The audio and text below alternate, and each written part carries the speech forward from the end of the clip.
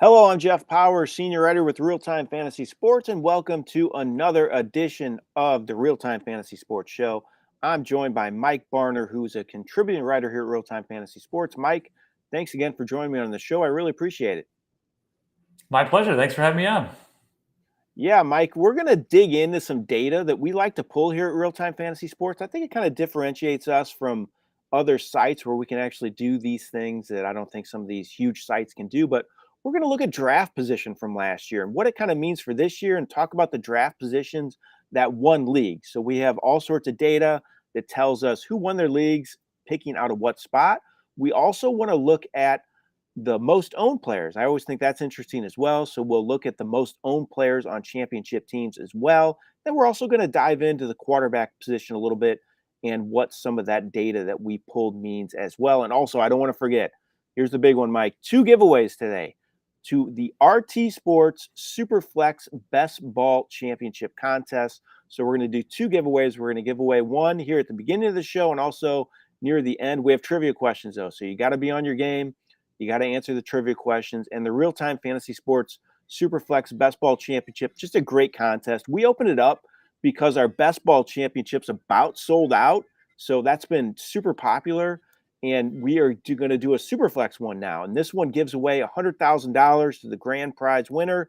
Also $100 in league prizes as well. It's just $20 to get in. You must be a legal U.S. resident, at least 18 years of age, and you can only win once every 30 days. So if you won in the past 30 days, please do not try to win this contest. Also, please play responsibly. For help, call 1-800-GAMBLER. So, Mike, let's get into this contest first and let people try to answer the questions. So if you have any questions as well throughout the show, Mike and I are happy to answer them. So if you want to post something in the chat, if you have something you want to ask us about anything at all, feel free to do so. Or if you have any comments on what we're talking about too. But let's talk about this trivia question, Mike. I didn't tell you it yet, so don't spoil it if you know the answer, but I think it's a good one. Okay. So, who holds the single season record for fantasy tight end scoring in PPR formats? So if you know the answer to this, put it in the stream. Again, who holds the single season record for fantasy tight end scoring in PPR formats? All right, let's see if anybody can get this. If you get it, you will win again an entry into the Superflex Best Ball Championship. Okay, Mike, let's talk about this data now that I was talking about with the draft positions. Let's look at that one first. So, Ernie, if you could pull up the draft positions that won from last year on our site. So, if you look at the graphic there, so the first one, the third position was the overwhelming winner at 15.4% of winners had the third pick, the second pick at 13%, the fourth pick at 11.8%, fifth pick at 10.2%. Then you look all the way at the bottom. 12th pick was last at 4.6%, and then the first pick at 4.8%. So, Mike, when you look at that data, first of all, what's your first thoughts, your first takeaways? Yeah, my first thought is that Jonathan Taylor killed a lot of fantasy teams. He was mostly the consensus number one overall pick in most leagues. So he was taken first, and he killed you. He had 18 touchdowns the year before. He had just 4 last year. He played just 11 games because of injuries. So if you took him and used the overall pick, you were behind the 8 ball right from the start.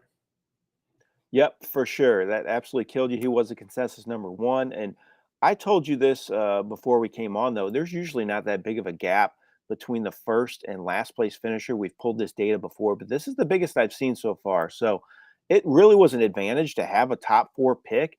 And the reasons, the top 2 to 5 pick, I should say. And the reason is you can just look at the ADP from last year.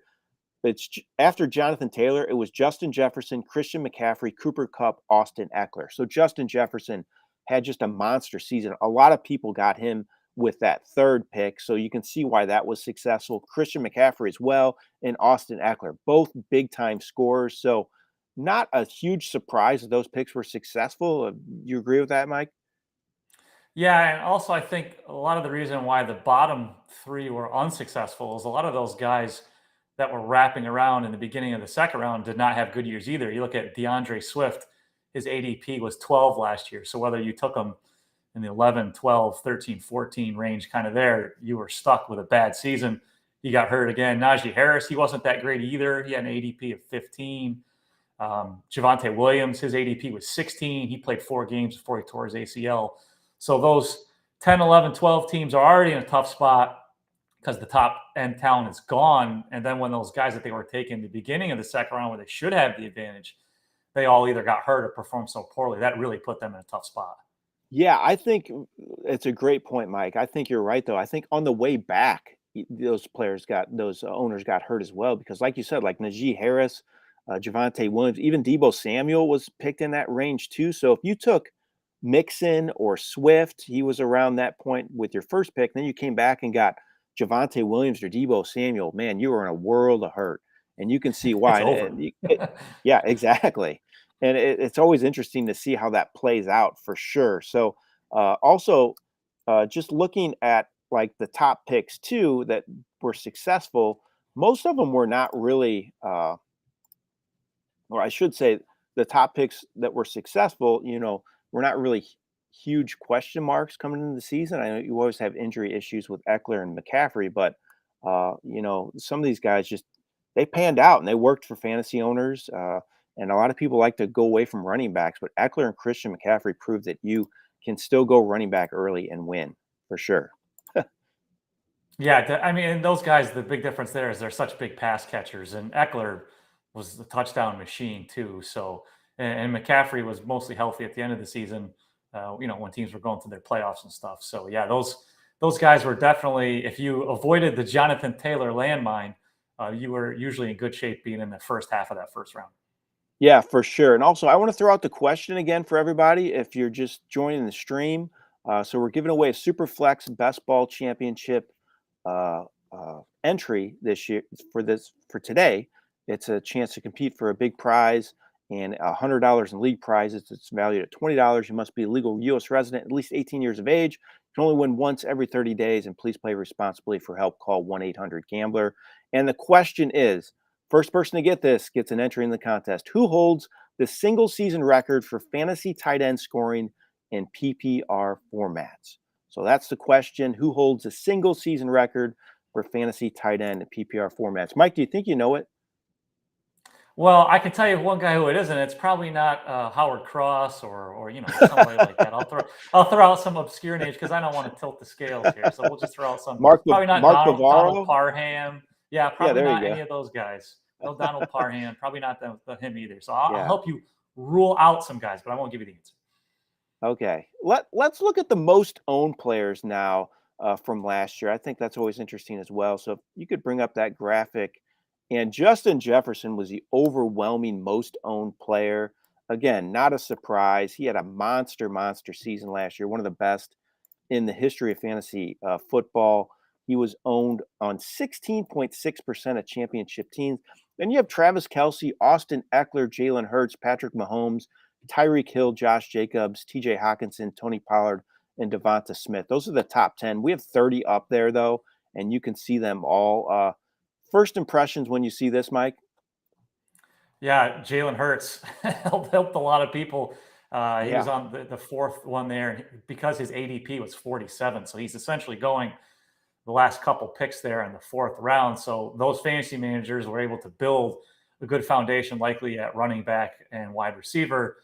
And then to get Hurts that late with his rushing and touchdowns, that was a huge winner there. And then, like you said, there's a lot of safe guys. Justin Jefferson, safe guy. Travis Kelce, safe guy.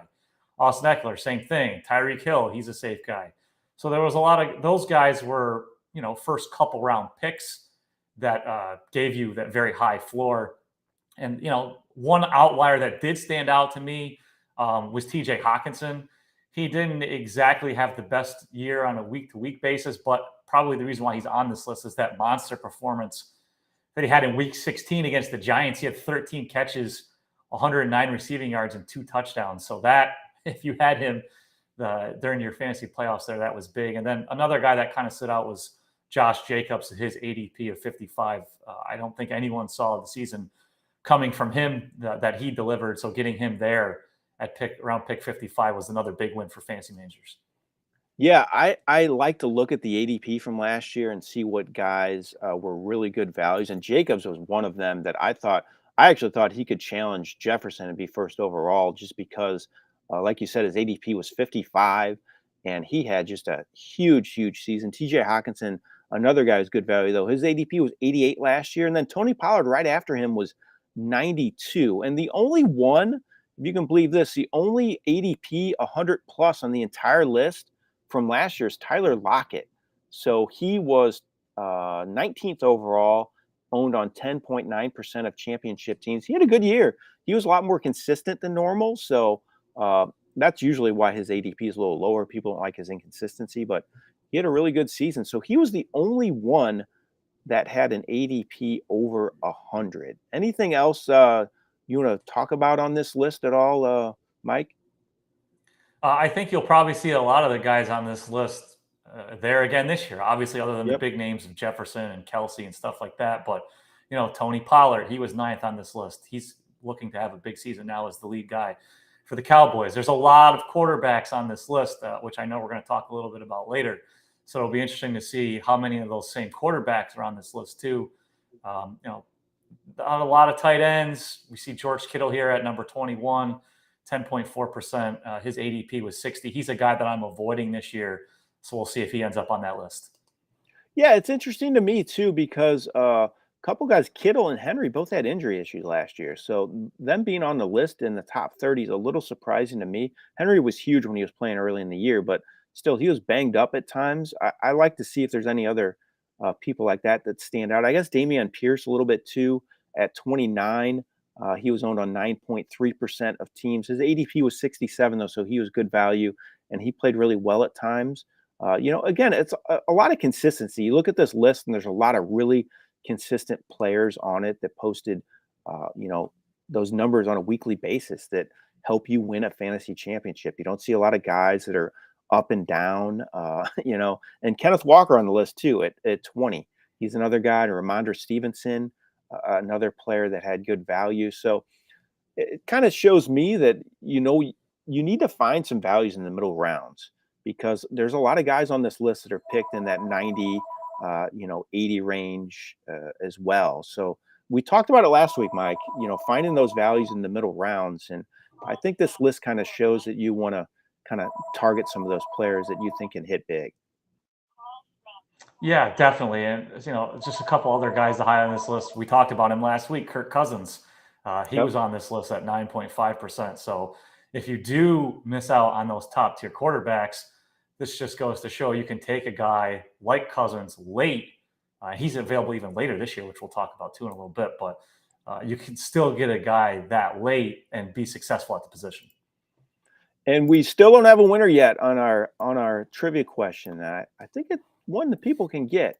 Again, who holds the single season record for fantasy tight end PPR scoring in a single season?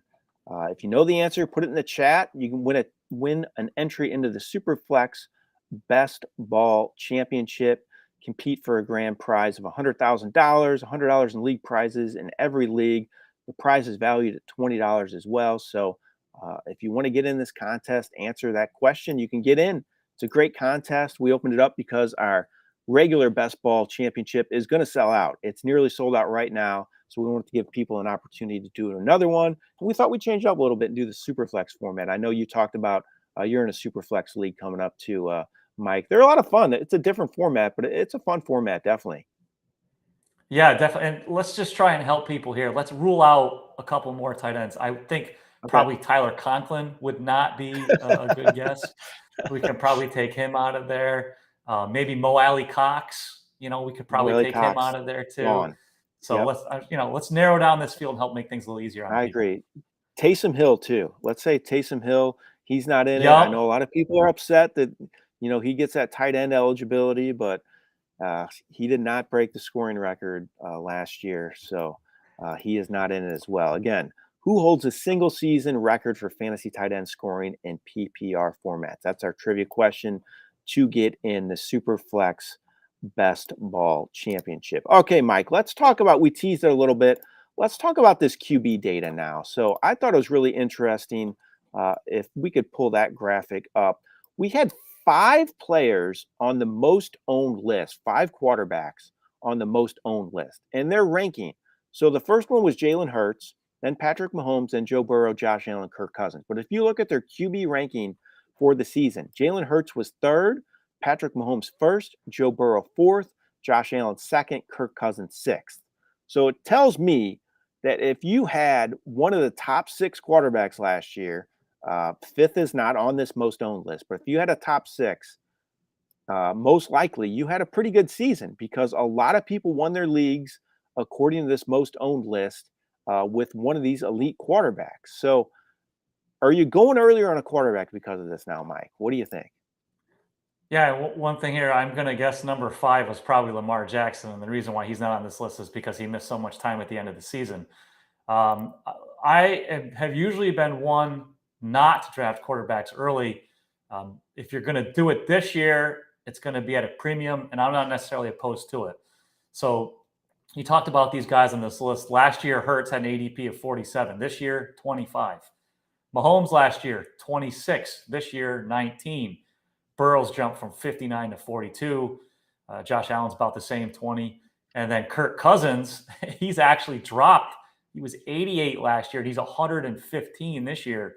So I thought that was a pretty big difference there. So if you want these top tier quarterbacks, people have noticed the big difference in the scoring output last year, and they've adjusted accordingly and are drafting them much higher. Yep, I agree. It's a different landscape when it comes to QBs, and you're right though. Just with looking at the ADPs from this year to last year is interesting to me. But even like I look at last year, Patrick Mahomes, he was a premium.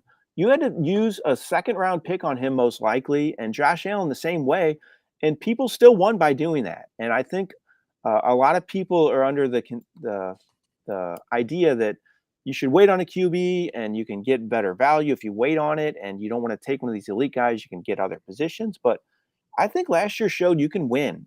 Even if you want to use a premium draft pick on Mahomes or Allen, both of them were a lot of league winners. I mean, that's roughly 27% of league winners last year had Patrick Mahomes or Josh Allen on their roster. I mean, that tells me a lot, right, Mike? Yeah, definitely. I think here, the way I'm attacking it is this. If one of those guys falls to the third round, like Mahomes or Allen or Hurts, I'm okay with taking them. I don't feel comfortable taking them in the second round. Now, if you're in an industry league with other fantasy analysts, then they probably will fall to the third round, which I've been able to grab them in some. If you're in a home league with Yep. just your buddies that are, watching the Red Zone channel each week, you're not going to get Patrick Mahomes in the third round. So you need to know that now and be ready to spend a second round pick on Mahomes, Josh Allen, and probably even Jalen Hurts. That's okay, because if you're doing that and your buddies are probably all attacking the same strategy, all 3 of those guys might go in the second round. And then that pushes down some of the running backs and wide receivers that you might be looking at into the third. So it's just, you're doing your home league, know who you're drafting with, and who your buddies' favorite teams are. And then that'll also help you determine whether you need to go second or third round for one of those top tier quarterbacks.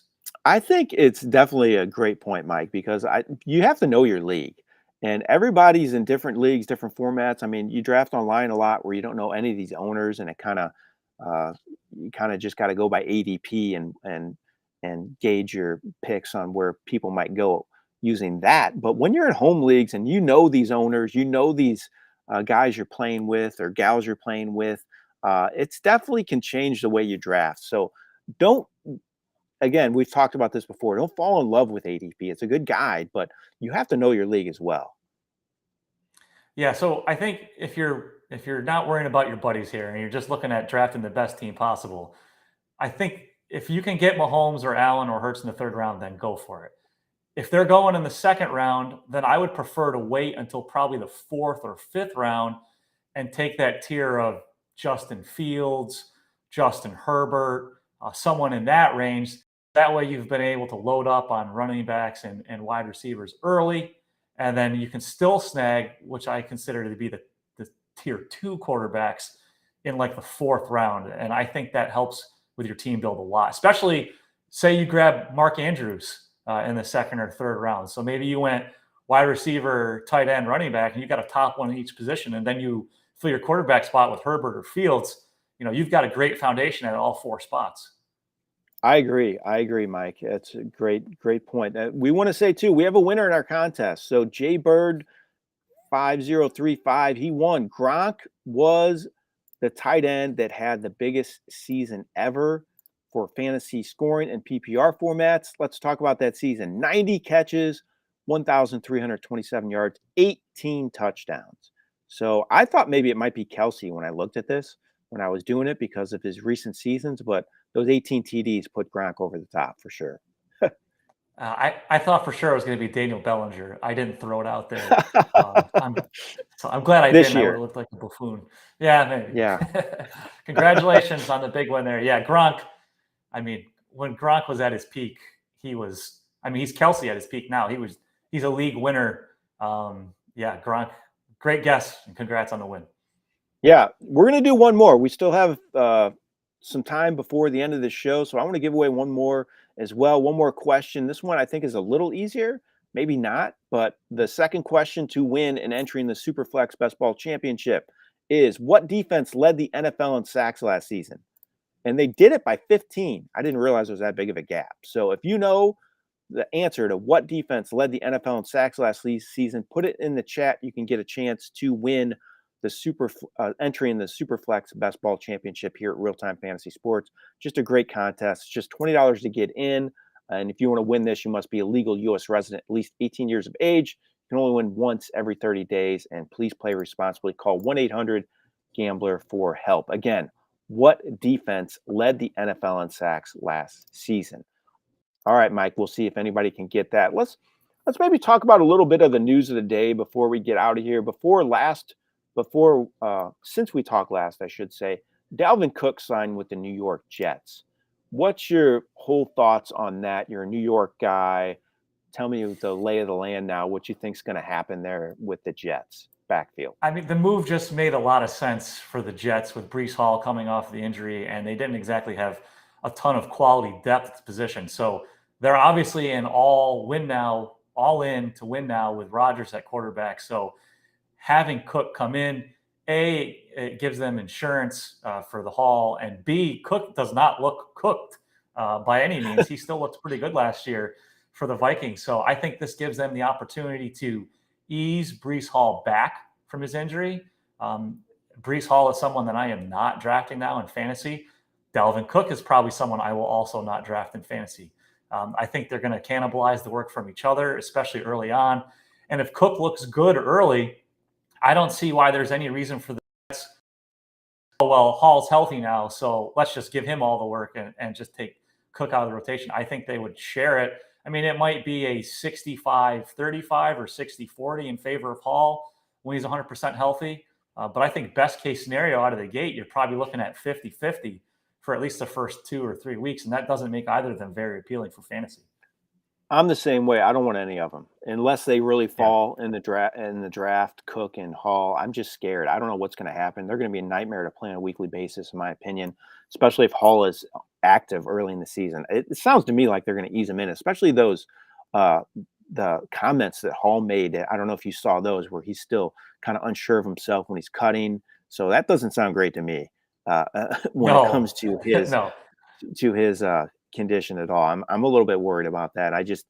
It's a situation I think I want to avoid unless I'm in a best ball format. I might do it in a best ball format just because the format will pick who's ever going to score the most. But for the most part, I'm just going to stay away from that for sure. So yeah, I completely agree. I think the best ball for sure would be the only reason I would be interested in either of them would be in a best ball. Another item of news that not really a surprise, but Anthony Richardson was named the starter for the Indianapolis Colts at quarterback. I think we all saw that coming. I know a lot of people that are super high on him and moving him, a lot of experts moving him way up draft boards. I mean, what's your thoughts on what he can do this year? Where do you think you want to take him in drafts? I probably won't have him anywhere. I definitely won't be taking him in probably 6-point passing touchdown leagues, maybe in 4. Because of his rushing upside, he's a little bit more valuable in those formats. What I do like is for all of the other players on the Colts, at least now there's no bouncing back and forth. Is Minshew going to be the guy? Maybe he Richardson takes over in the second or third week of the season, and he's just starting to handle with the ones. Then I like this from a perspective. It's early enough in camp. He can build up a good relationship with Michael Pittman, who's obviously the biggest wide receiving threat on that team. So I like this that they made the call early. Again, I probably won't be drafting him anywhere other than a flyer, but I think he's going to shoot up enough because of this announcement that his ADP will be too high for me to take him.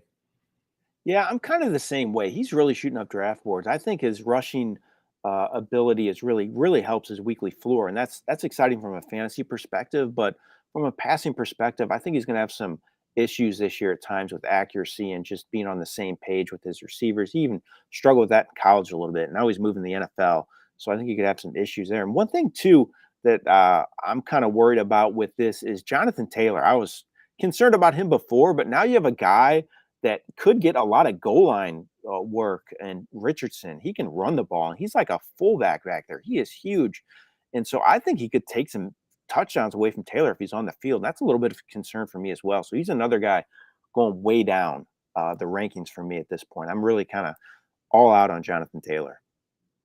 Yeah, I'm with you there.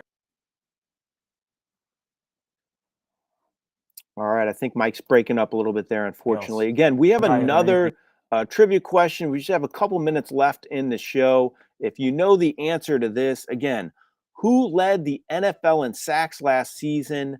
You got a couple minutes left. If you know the answer to this, what defense led the NFL in sacks last season? I'm sorry, I shouldn't have said who. I should have said what defense led the NFL in sacks last season. If you know the answer to that, get that in here now. We got a couple minutes left to get that super flex best ball championship entry. Mike, you're back now. Anything you want to add on the Taylor stuff? Yeah, I was so excited to poo-poo on Jonathan Taylor that my internet just couldn't handle it, and it just completely went out on me. Yeah, no, I don't have him on any of my teams this year, and he will not be on any of my teams that I'm drafting from here up until the start of the season. Okay, so this weekend, a lot of games again. We have games tonight, a ton on Friday night. Anything you're looking forward to watching at all this weekend? Any players, any situations at all you want to keep an eye on? Yeah, I don't like how this preseason, this 3 games, nobody wants to play in it anymore. They're not really that and the starters basically don't play at all. And I think we're going to see much of the same this week. So there's not anything that I'm overly excited about, other than I'm just happy to see some guys stay healthy. That's really the only thing I want is just please don't get hurt. Yeah. And that's just a PSA to everybody. Also, wait to do your drafts for your home leagues as late as possible, because we're going to get some more injuries over these last 2 weeks of the preseason. That's very true, Mike. I like to watch your rookies personally because they seem to get more playing time than anybody else. That's the one thing you can watch, see these guys in action, see them running routes, especially the receivers. They seem to get a lot more play than the running backs. They don't want to bang the running backs up too much, but they want to get them some work too. Like, I'd love to see Bijan Robinson out there, see what he can do, just to see him get a couple reps. Hopefully he does this weekend. So that'll be a lot of fun. Someone said they're interested in seeing Javonte Williams too. That's a great point as well. In the chat, I'd like to see how he's doing. Seems like he's on his way back to health. Again, should be a lot of fun though this weekend. Tons of games. Hopefully, we can see something good come out of that. We do not, unfortunately, have a winner for the second trivia question, but we'll keep that entry for next week, Mike, and we'll give it away again. Superflex Best Ball Championship. Don't forget to get in that. Mike, again, really appreciate you joining me on the show today. It's always a lot of fun talking with you and talking about draft position and everything going on in the fantasy world. Thanks for having me on. Appreciate it. A lot of fun. Yeah. And you can follow Mike on Twitter. It's Roto Mike, right? Roto Mike Barner. Is that what it is? You got it. At Roto Mike Barner. I got you covered with everything. So come check it out. Exactly. He writes for all sorts of different sites. He also writes for us, and he does a baseball column every week, and he'll start on his football one coming up. Again, thanks again for Mike being on the show. Really appreciate it. Getting Buzzed with Howard Bender is on at 1 o'clock, and that's coming up. You want to tune into that. This has been Jeff Paur with Real Time Fantasy Sports. Have a great day, everyone.